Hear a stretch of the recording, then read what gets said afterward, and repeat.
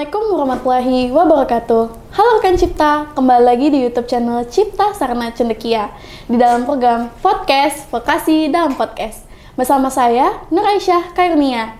Nah, kali ini saya nggak sendirian loh teman-teman. Saya ditemenin bersama salah satu siswa dari SMK Negeri 1 Panji Situbondo. Penasaran? Yuk langsung aja kita kenalan. Halo teman-teman, perkenalkan nama saya Dimas Ali Hakim Alaminin, bisa dipanggil Dimas. Saya dari SMK Negeri 1 Panji Situbondo, berasal dari jurusan akuntansi. Dan sekarang saya kelas 12. Oke, halo Dimas. Halo Aisyah. Gimana hari ini kabarnya? Alhamdulillah baik sih.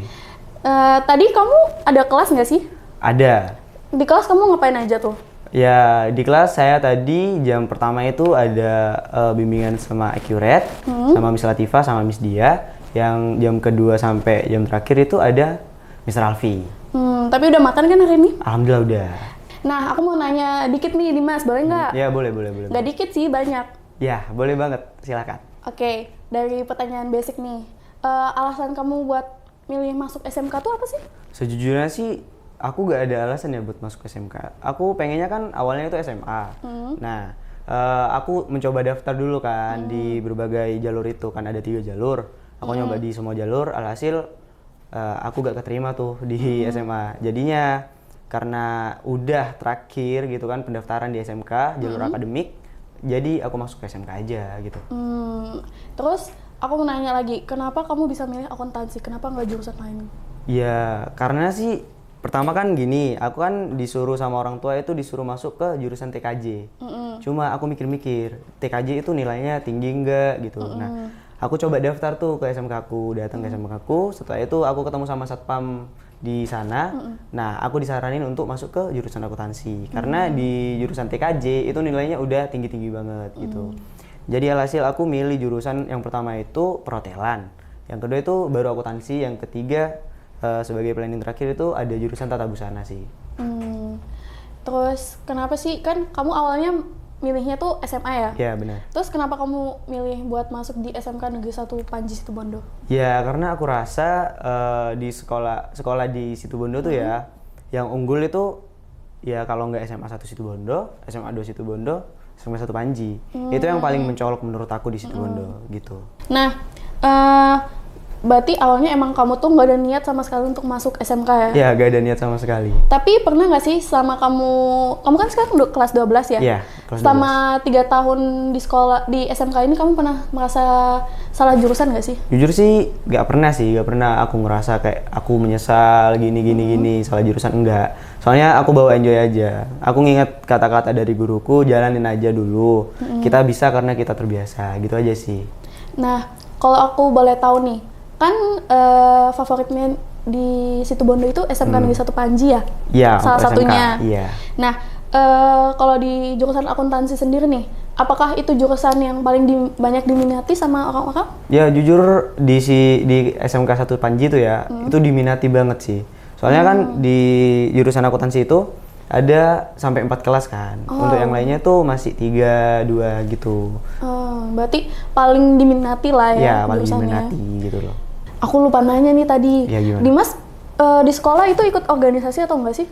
Kalau organisasi sendiri sih ikut. Apa tuh kalau boleh tahu? Ada lumayan banyak sih organisasinya. Wih, Ada. banyak ya. Berarti kamu emang orangnya sih. ekstrovert ya? Ya tergantung sih, gak ekstrovert banget sih. Kayak ya seperti kata Mr. Alfi ya, kita itu punya beberapa sisi introvert sama beberapa sisi ekstrovert. Jadi gak semuanya introvert gitu loh. Kalau boleh tahu kamu ikut organisasi apa aja tuh? Aku ikut itu ya dari kelas 10 sampai kelas 11 itu OSIS. Terus ada Paskib juga, terus Pramuka. Wih, Gitu. banyak banget. Itu kamu pernah capek nggak sih mengikuti semua organisasi itu? Jujur paling capeknya itu pas aku kelas 10 sih. Soalnya pas kelas 10 itu paling aktif-aktifnya aku sih. Aku waktu itu kelas 10 pernah sampai berapa organisasi tuh ya? 5 apa berapa gitu ya? Wih. Iya beneran. Dari OSIS, Pramuka, terus ada Paskib juga, terus di luar organisasi, di luar sekolah itu ada forum anak kan. Sama yang satunya itu kalau nggak salah aku ikut basket atau jadi duta sekolah juga deh. Jadi itu paling capek sih waktu itu. Capek karena ngebagi waktunya sih. Oh, oke. Nah, kita balik ke pertanyaan yang tadi nih. Ya. Kalau misal alumni dari sekolahnya Dimas sendiri nih, mereka setelah lulus itu mereka langsung bekerja atau melanjutkan? Kalau menurut penglihatanku sendiri ya dari kacamataku itu kebanyakan sih langsung kerja. Tapi nggak menutup kemungkinan ada juga yang melanjutkan ke jenjang lebih tinggi gitu loh. Iya. Nah, tapi kalau dari Dimas sendiri nih, Dimas mau melanjutkan atau bekerja? Jujur planning awal itu aku mau langsung kerja dulu. Oh, tapi kalau sekarang ada kepikiran untuk melanjutkan nggak? Untuk melanjutkan sih pasti ada ya. Cuma kan aku mikirnya kan ya logika cowok aja gitu loh. Kita harus sebisa mungkin mengurangi beban orang tua. Jadi aku lebih memilih kerja dulu, abis itu ikut kuliah daripada kuliah dulu, abis itu kerja. Berarti pemikiran Dimas ini lebih realistis ya? Iya bener banget. Nah, terus nih, sebelum berangkat ke sini nih, sebelum PKL, alasan kamu untuk memutuskan PKL di Cipta tuh apa sih? Jujur aja sih gak ada alasan ya untuk ke PKL Cipta ini. Jujur aku awal PKL itu maunya di Surabaya, di hotel gitu.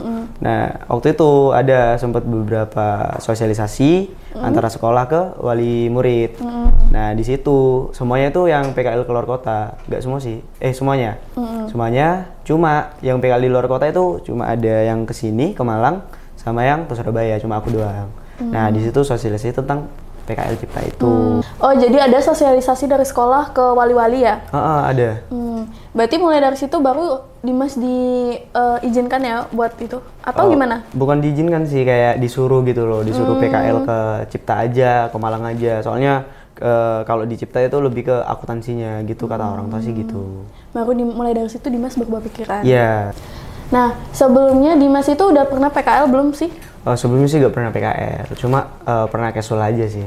Apa itu casual? Casual itu kayak kita bekerja selama bulan puasa atau bulan libur sih.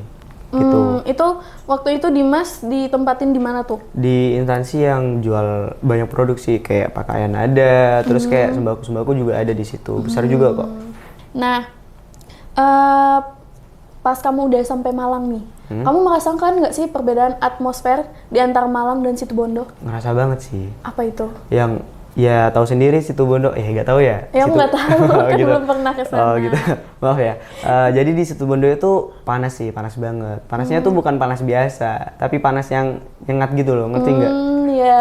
Jadi panas banget gitu lah. Tapi Situbondo. suhu paling tertinggi di Situbondo tuh sampai ke berapa? Pernah sampai lebih dari 30 sih, sampai 33 apa 3 berapa gitu, lupa aku. Lumayan panas Segitu. banget ya berarti. Panas banget di sana. Berarti, tapi menurut kamu enakan di Malang apa Situbondo? Ya overall sih Malang sih, soalnya kan dari suasana juga, terus dari ini juga. Sejuk ya di Malang? Sejuk banget. Nah, terus selama kamu di Malang, kamu udah berapa lama sih di sini? Aku di sini 5 bulan. Sudah 5 Kamu bulan. PKL-nya dari bulan apa sampai apa? Aku dari bulan Juli sampai bulan Desember. Wah, berarti lumayan juga ya. Lumayan, 6 Nah, bulan. sama kamu 5 bulan di sini nih, kamu pernah merasakan culture shock nggak sih? Culture shock. Aku sih nggak ada ya. Nah, tapi kan temen-temen kamu nih banyak yang dari luar Pulau Jawa nih. Kamu nggak merasakan kesulitan saat berkomunikasi atau kamu nggak kaget sama cara gaya bicaranya mereka? Jujur sih aku gak kaget sih, kan apa ya, overall itu kan bisa bahasa Jawa kan. Mereka tuh pakai bahasa Jawa, sedangkan aku juga ada basic Jawa lah sedikit dari ayah aku. Nah, aku tuh awal-awal yang kesulitan itu cuma ke Tio aja. Soalnya kan Tio tuh pakai bahasa itu, tapi Tio bisa menyesuaikan. Dia tuh pakai bahasa Indonesia gitu. Jadi, Sebelumnya Tio tuh dari mana? Dari sekolah mana tuh? dari Atambua tuh. Oh, dari Atambua, Iya. NTT ya? Iya, NTT. Nah, sama kamu PKL 5 bulan di Malang nih. Di PKL terpadu kan sekarang kamu? Ya, sekarang Nah, terpadu. di kelas kamu itu dari sekolah mana aja sih?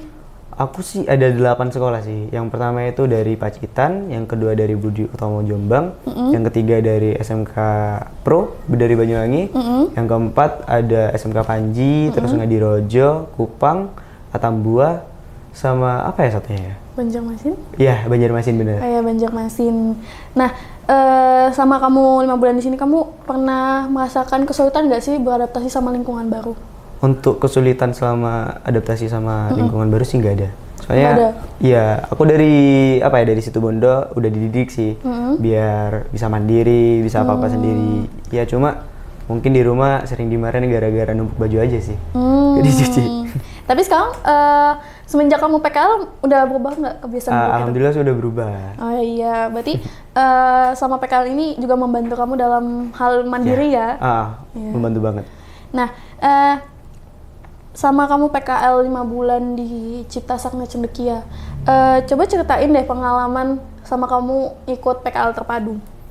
Pengalamanku selama ikut PKL terpadu sih menurut aku seru sih. Apanya itu yang bikin seru? Bulan pertama tuh kan aku PKL itu sama anak Lumajang, terus ada Ngadirojo juga, terus ada dari kalau nggak salah Pasuruan sama Sidoarjo. Nah itu seru sih, soalnya aku dapet relasi baru. Nah di relasi baru tersebut aku jadi paham sifat-sifat mereka gimana, karakteristik mereka gimana, aku jadi paham itu. Iya.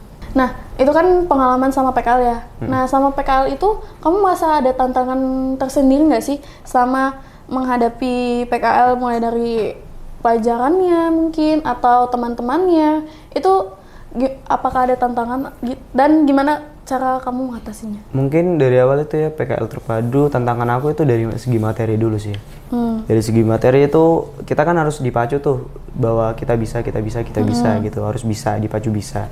Jadi aku harus menyesuaikan, aku banyak-banyak belajar dari temanku juga yang dari Panji, juga aku sering juga sama teman-teman yang sudah selesai PKL terpadu kemarin.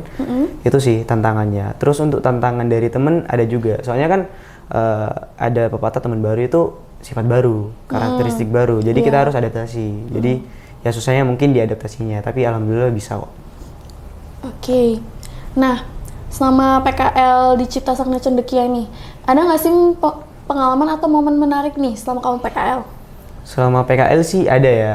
Soalnya kan seperti KI itu pengalaman yang menurut aku bermomen sih, momen banget gitu. Soalnya kita di situ bukan jadi siapa kita, dari mana kita, tapi kita tetap satu dari PT Cipta Sarana Cendekia.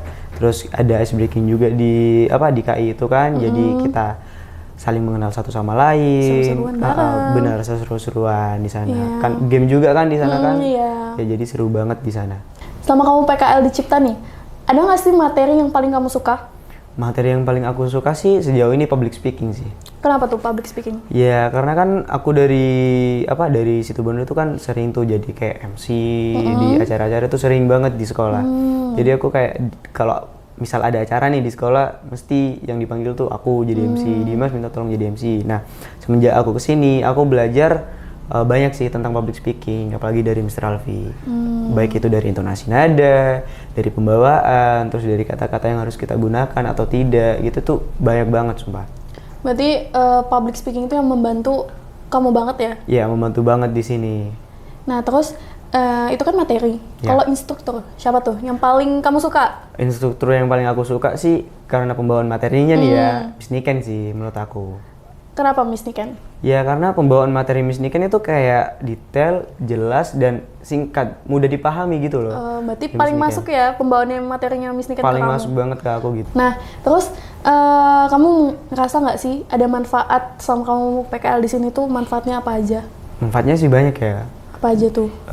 Mulai dari sifat aku bisa merubah sifat aku yang awalnya ya kurang baik jadi sekarang lebih baik lagi. Terus kan juga aku bisa beradaptasi tuh sama lingkungan baru. Terus aku bisa lebih mandiri. Terus materi-materi yang aku dapetin di sini juga itu bertambah banget wawasan, baik relasi juga itu bermanfaat banget bagi aku. Tapi menurut kamu PKL di Cipta Sarana Cendekia ini membantu banget nggak sih dalam mempersiapkan karir kamu di masa depan nanti? Jujur menurut aku sih membantu banget. Soalnya kan di Cipta itu selain kita diajarin akuntansi sama pajak, kita juga diajari tentang personal branding lah, tentang cara membuat CV lah, tentang buat lamaran lah, inilah. Itu diajarin tuh. Jadi aku ngerasa sangat-sangat berguna sih untuk masa depan aku, karir aku itu sangat berguna banget.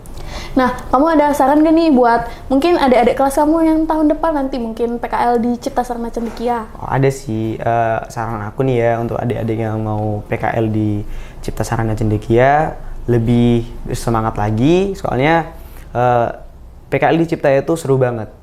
Juga jangan lupa selalu sediakan gelas kosong dimanapun kalian berada.